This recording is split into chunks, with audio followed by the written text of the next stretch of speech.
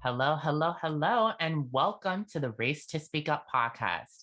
I'm your host, Devin Moore. Now, your first question, I know what it is. Why is Devin wearing a shirt that says unity in the? Well, you need to decide what the end of that sentence will be. Unity in the world, unity in wherever, your school environment, unity wherever you are. Joining us today is someone who focuses directly in on unity. The name is Dr. Hoda Mahmoudi. Dr. Hoda Mahmoudi has held the Bahá'í Chair for World Peace at the University of Maryland, College Park since 2012. As director of this endowed academic program, Professor Mahmoudi collaborates with a wide range of scholars, researchers, and practitioners to advance interdisciplinary analysis and open discourse on global peace. Welcome, Dr. Mahmoudi. How are you doing today? I'm doing well, Devin. Thank you for having me.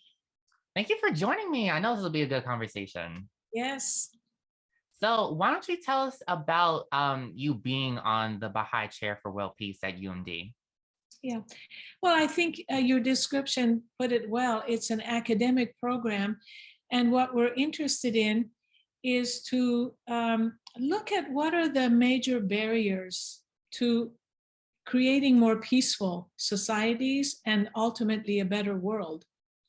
And, in terms of peace, it's a very complex topic, as you can imagine. And to look at the barriers to peace is even more difficult because, what we are trying to do, I would say, is a model that tries to look at the problem and then search for solutions. So the Baha'i Chair is focused on 5 themes that it thinks are very important as issues that we need to understand how to resolve them better and find solutions to. And these themes are systemic racism and the root cause of prejudice, the empowerment of women, because women are very important. If we want peace, they need to be equal with men in all the arenas of society. The third one is globalization and governance. In other words, what are the responsibilities of government leaders and international institutions in trying to create a more peaceful world. The fourth one is it deals with the environment and especially the problem or the crisis of climate change. And the last one is human nature, which is, as we explore these themes, who are we as human beings? What are our potentialities? What are our capacities to do better and to improve not only our own lives, but the lives of others and hence society? So the Baha'i Chair invites all kinds of speakers, scholars, practitioners from literally all over the world who are doing very important research on aspects of these 5 themes. And then we eventually publish books where these scholars will contribute chapters. But I want to emphasize that we always look for new thinking and new ideas. We really want to find the solutions and we want to be very pragmatic about them. And so the chair also teaches a class on the problem of prejudice where we explore all these themes that I've just explained. So it's education, it's research, and it's publication. Well, first, I want to say that sounds really cool just because of the fact that all of that is really just right up my alley, because I'm really always dealing with equality and unity and just focusing in on things like systemic racism, which I know is a big problem. But all these different things are a big problem that we really need to dissect. And so that's another reason why I'm so interested in being a part of the Baha'i faith. I've been actually looking into this for a while, ever since I met I think he was one of the first Baha'is that I ever met, which is Steve Sarowitz, who also works with Community Rising, as you know, because we were also on that other podcast where he was the host. But so, and ever since then, that's where my interest in learning about it grew, me being a part of the spiritual empowerment circle. So, but turning the attention back onto you. So what is certain things that you've really seen when it came to your experience working with those five things and working just with the Baha'i Chair in general? Well, I think, we could go on forever about what the problems are because we have, I mean, you take, we can take the equality of women. I mean, throughout the world, around the world, and look at any given culture, this is a universal problem that women, first of all, experience really untold violence against them. And secondly, they are largely excluded from consultations and conversations and policies when it comes to peacekeeping. You know, it's interesting. There's research that shows that after conflicts, whether it's in any part of the world, where there's been a conflict, let's say ethnic conflict or wars between two nations, that usually where women have been brought to the table to explore ways to stop the conflict and to maintain the peace, that where women have been involved, actually the peace process lasts longer. But the problem is that this doesn't happen very often, and that women are generally not really equally represented in governments, in policy decision making, in any aspect of society. So this really presents a major problem because you need both men and women working together to advance a better world. But women bring a different perspective, like we see in the war currently going on in Ukraine, but we can look at any war that has gone on before Ukraine. The people that are the most harmed are oftentimes women and children because they are at the mercy of the armies and the soldiers, predominantly men. And as we've heard in Ukraine, but I want to say it's not unique to Ukraine. I just bring that because that's the current conflict. Women are not only subjects that will be violently abused, including rape, but they are also, their protection, the protection for them and the children is simply not there. So that's one problem that we have in terms of the equality of women. But I could go on about the one that I'm most concerned with, especially after equality of women and men, is the whole issue of racism, especially in this country. Because clearly, if we don't find ways to remedy the racial injustice and the racial prejudice in this country, we will continue to experience violence and disruptions, and society will not reach the potential that it has. The American nation could be a great nation if it could really resolve this problem. So for me, what's been most enjoyable and interesting at the Baha'i Chair is to listen to these scholars, to hear about their research, and to, have them suggest solutions to these major, complex, difficult problems.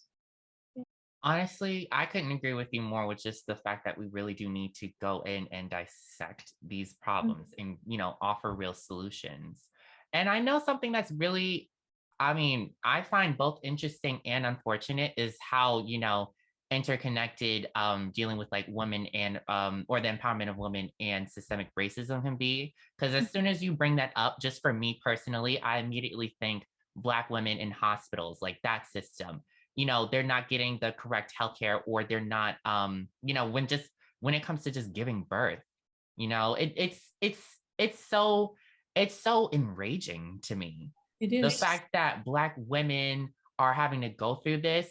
And then just on top of that, we have all of these other, because now I'm just really focusing on systemic racism, all the racism built into the, the justice system, the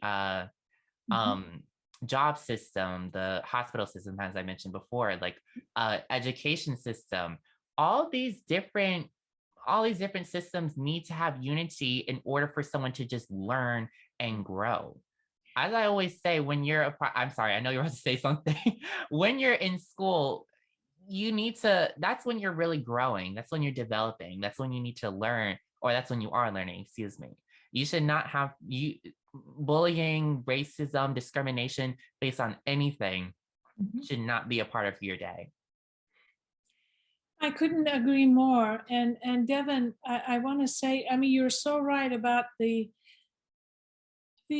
disparities and the lack of really justice when it, and not only just disparities, justice, and the lack of really education and awareness when you talk about Black women and medicine. And I would include Black men and medicine, you know, the horrific atrocities that have historically been done to this population. And I know some of the issues, I don't know exactly what you're referring to, but you know, pregnant women not getting pain medication when they ask for it beyond pregnancy, you know, basically there are discrepancies between how white patients and Black patients are treated. And I think this whole subject of racism in America really requires far more education. And I want to say education that really begins right at a very young age and continues throughout the school system. You know, I think by university, by the time people come to the university, I mean, I never think it's too late to get an education. But, you know, sometimes by the time you're 18, if you haven't learned the history, the social implications of racism in America, I think it's unfortunate and it's somewhat too late. But I mean, we keep trying. You know, at universities we teach courses and we try to educate. But you can see this in our, I mean, just the recent incident in New York with the mass shooting, and that, you know, there's a white supremacist who, you know, comes out and commits this horrible hate crime, and believes in this ridiculous theory, you know, again, these conspiracy theories. You know, we have to really find a way to not only clean up the internet, if you will, because this is also, social media has not been helpful, unfortunately. But we also have to begin very young to educate our children about the oneness, the equality, the really, all of us belonging to one human family, to one human species, that there are no differences. The differences are simply to be appreciated, to be celebrated, but that as human beings, we need to come together and unify and stop this deep-rooted hatred that we see surface at various times in our society. Yeah, you are so right. And you know, that's why, like, within the Race to Speak Up organization, that's why one of the, or many reasons, but why that's why, like, one of the meanings behind Race to Speak Up is the fact that we are all a part of one race, which is the human race. And like you're saying, teaching us about these different things in the world at a young age really aids in unity. It aids in just looking past our actually recognizing our differences, but within those differences, embracing them and loving them and supporting them and learning from them. That is so beneficial in creating unity. As you're saying, it's such an important part when thinking about it. And you know, something that I want to bring up was when you were on the on Steve's podcast, and which of course that was when I really first heard from you, and you were so eye-opening, which thank you for that. There was this one, there was a one question I had for you where it was almost like it was dealing with unity. It was like when certain people hear the word unity. Do you think it's almost a trigger word for them? Um, I think it can be. I mean, unity has to have a context, right? Because we can all unify also to be prejudice, So yes, it can have different connotations. The way that I use unity is, I think, to solve problems such as racism or the equality of women and men requires that at least the people who are like-minded, let's just start with those who are like-minded, they need to come together. They need to have a discussion among themselves, and they need to arrive at and agree on certain principles, like we should understand each other, and that our differences are not something that we should hate each other for, but rather to understand each other better, that we should do all that we can to get, I don't know if we're in a neighborhood or we are at a university, to get our fellow human beings to come along with us and work together on trying to solve and resolve these problems. In other words, to unify around principles and then take action on those principles. Racial prejudice is bad. We need to get rid of it. Okay, if we all agree with that, then what do we do to break down the systems that promote it? You see, that's a form of unity. Again, never would I condone force or violence, but it is this unity of agreement. Once a group has come together, again, it's not forced on people, it has to be consensus. That's extremely important, because when you force things on people, we know it just doesn't work. So my feeling is that we need to always collaborate in any setting with like-minded individuals, agree on certain principles, certain steps that should be taken, and then begin to take those steps. If we need more representation from all people, then let's begin to see why we don't have more representation. What I'm saying is not easy. I understand this. It's hard work, but I don't think one can achieve anything great or can resolve any of these problems without really hard work and without discipline, keeping with it day in and day out, because it will take a long time. It's not going to happen overnight. And I think we know this best when it comes to the problem of systemic racism and the equality of women and men. I don't know if that helps you or helps explain to you my perspective on unity. It's just, I think when people are unified around certain ideas and certain principles, they can take actions to resolve matters much easier than if every individual went in a different way. I understand what you're saying. And I want to thank you for sharing that also. I know that another way that you are really furthering that education and understanding of world peace and global unity is through books. So you are the co-author of World Without War. Why don't you tell us about that? Sure. So A World Without War is a book that actually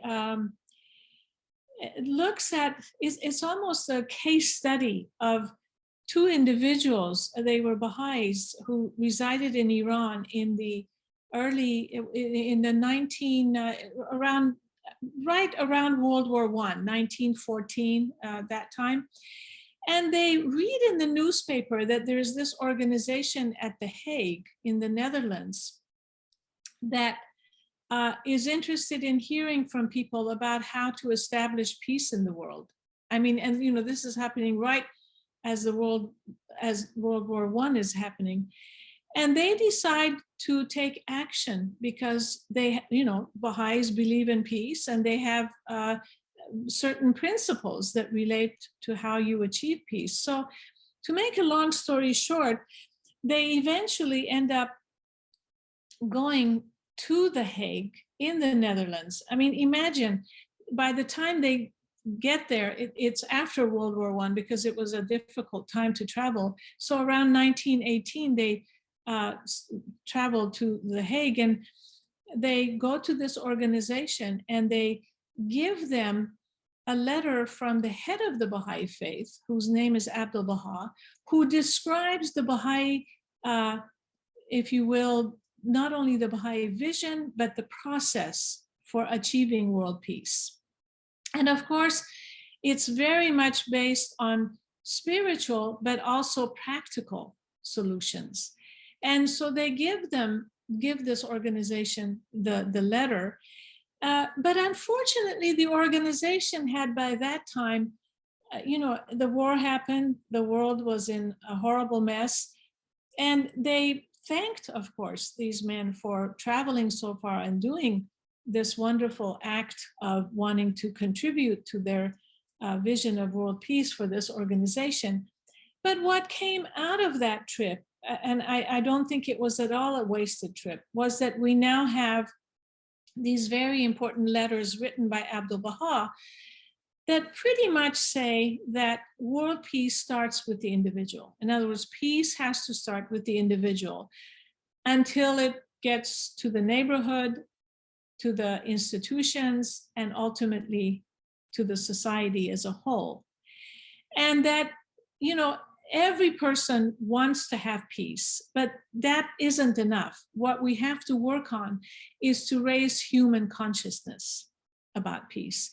And so the letter goes on to describe that basically human beings are one family, as we've said earlier, that this is the day for the oneness of humankind. In other words, the world has shrunk to such a level that if we don't find ways for the world to behave in a more unified manner, we're not going to be able to solve our problems, and we will in fact create a much more dangerous world. And I think it's interesting that this was 1919, let's say, that this was written. Here we are in 2022. Look at climate change and what it's doing to the world. Look at right now, we've had recently with the Ukraine war, threats of nuclear weapons again. Look at racism in this country, and I would say around the world, and how it creates the kind of society that is not peaceful. It is really fraught with violence. So the point of that letter was, until we resolve the political, the economic, the religious, the class, racial, gender prejudices, until we resolve these problems, until we find ways for the nations of the world to find better ways to unify in order to, deal with a world that has shrunk. I don't know how else to put it. How do you distribute the resources of the world when there is so much inequalities between the nations? And the pandemic has really proven that. Some nations have all the vaccines you want, others can hardly get any. And yet we can't get rid of this pandemic ultimately unless the whole of the planet, at least the vast majority, are vaccinated. I'm just using these current examples to highlight the issue that when Abdul Baha in these letters said that you must really look at a new world. We have entered a new phase in this world. And in fact, he likens it to how the model he gives is, if I could use the United States of America, it's a federated concept. This is a federation where you have 50 states that are under a federal government, but they also have, each state has its own autonomy to some extent. And so this is the model that the Baha'is see in terms of the world, that it should be a federation of nations who work together like the states do. I mean, states, we haven't yet had, thank God, since the Civil War, states that have gone to war with each other, right? You don't have, if California doesn't agree on water shortage from Arizona or whatever, they don't go to war. They talk it out, they resolve it, and they take care of it. So in the same way, the nations of the world, because the world has become so small, need to cooperate in this way, because you cannot solve climate change, you cannot solve inequalities, you cannot solve any of the major problems we have today by just having each nation as an independent entity working separate from the rest. So I don't want to go too much further, but the letters that I'm talking about, which are featured in A World Without War, really go into detail about how this process of peace can come about. There's more to it than that, but I don't know how much you want to go into it. No, you're a very knowledgeable woman. So I really appreciate you really diving into that and explaining that. I think it's very important. And I couldn't agree more with, how Abdul Baha like starts with one person and then it goes to the next person and goes on and on and on. I truly believe in that. I truly believe that a change can start with one person, but having like-minded individuals come together, it strengthens your ability to create a more peaceful and loving and safe environment. It is so beneficial for a lot of our different types of people, whether you're in minority groups, whether you're in majority groups, to be honest, whether you're in any different type of group, it really does help.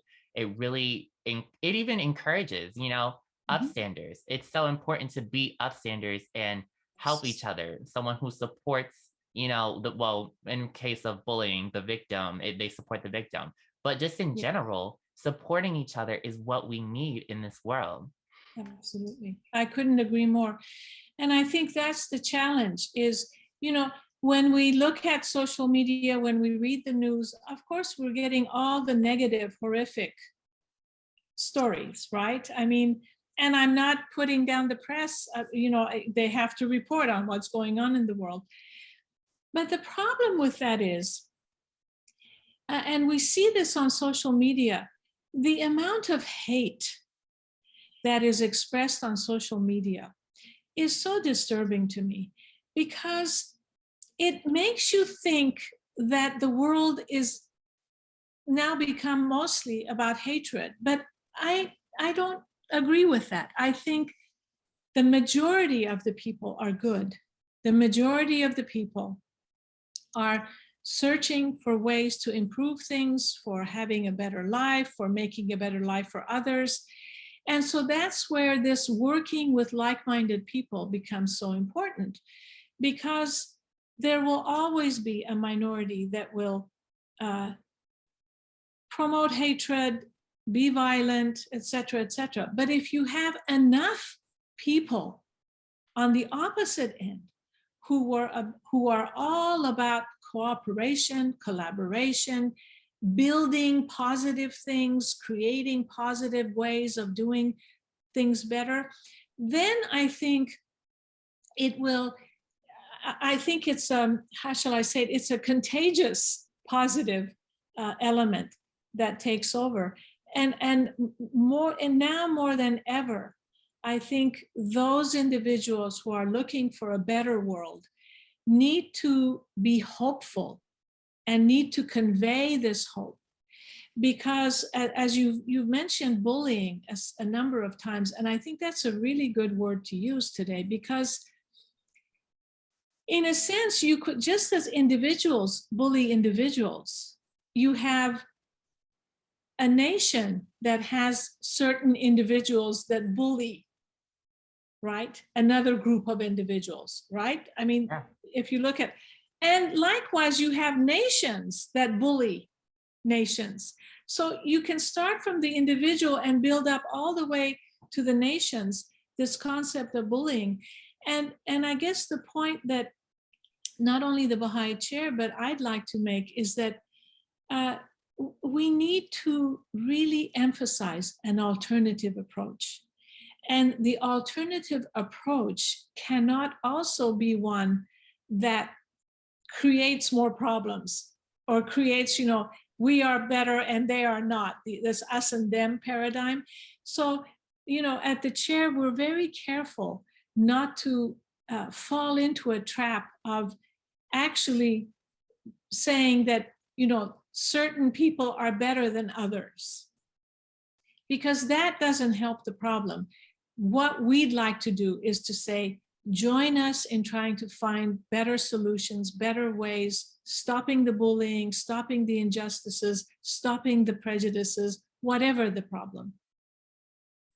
Dr. Mahmoudi, thank you so much for sharing your knowledge, sharing your work, just everything overall. This has been a great conversation. And do you have anything you'd like to last leave with the audience?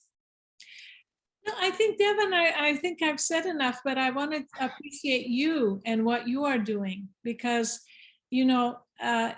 imagine if we had 1 million of you.